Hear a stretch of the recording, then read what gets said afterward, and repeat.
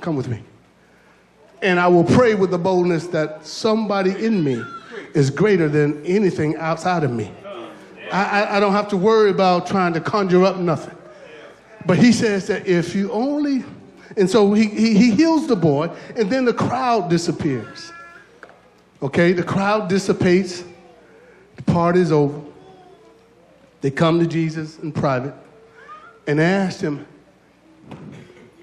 why couldn't we do that? Why? I mean, and like I said, let's not get in the judgmental lane, because I know I've walked up and say, why can't I do that? Come on. Amen. Why this continues? And so Jesus gives him what we call a teachable moment. You know, Jesus says, listen, if you have faith the size of a mustard seed, you can say to this mountain, get out of the way. Move. You don't have to scream at it. The seed is small. Your voice can be the same. Move. Get out of the way. Because it's not the loudness of the voice. It is the assurance of who you're speaking for. You know, it doesn't have to be loud. It just, you have to be assured of who's speaking, and you're speaking and allowing him to speak through you. Move. I'll say it to you again. Move.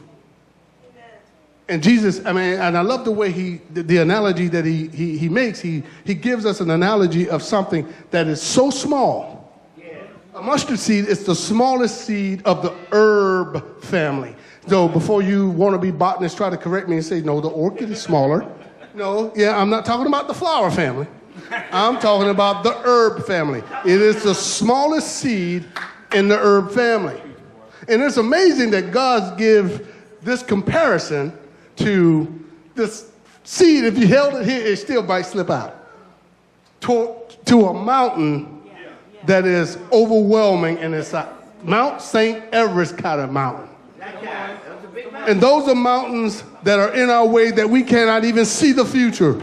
We can't see around it. We can't see over it. And God said, listen, if you have faith of a mustard seed. Now, it ain't a matter of having faith, and this is not what he's talking about. He's not talking about having faith in faith, okay? Because we can get caught up in that. But there has to be an object to our faith. There has to be a subject to our faith. And that, in other words, Jesus, this is how I think Jesus, hey, if you have the faith of the mustard seed in me, in my Father, you can say to this mountain, move. And it will move. And that's what he says. So he tells them this, and he says, listen, there will be nothing impossible for you. And the thing is, family, is this. It may take time, because all that we go through in this life has a root. It has an origin. It has a beginning. It takes time. But God is saying, I'm with you. Just have faith in me. Trust me. I'm with you. I would never have brought you this far. Go back in your mind. Think about the times where you were in despair before. And look at you now. I'm not saying that to cover you now. I'm just saying I have a consistency. I have a track record. Check out the track record. And I'm with you. I'm going to be with you. All of us are going through something.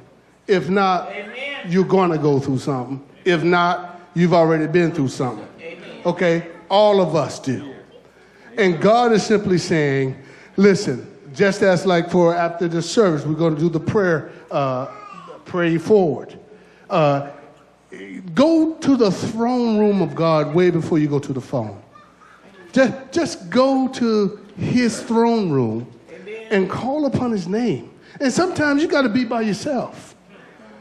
Sometimes you just got to go home and just do not disturb and just pray and spend time with him.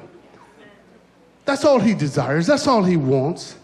Because he wants his people to be a functional representation of who he is in the earth. And we cannot do that on our own power, regardless of how much we have tried. We have tried it. And it has failed over and over again. God should not be our last resort. He should be our first resort.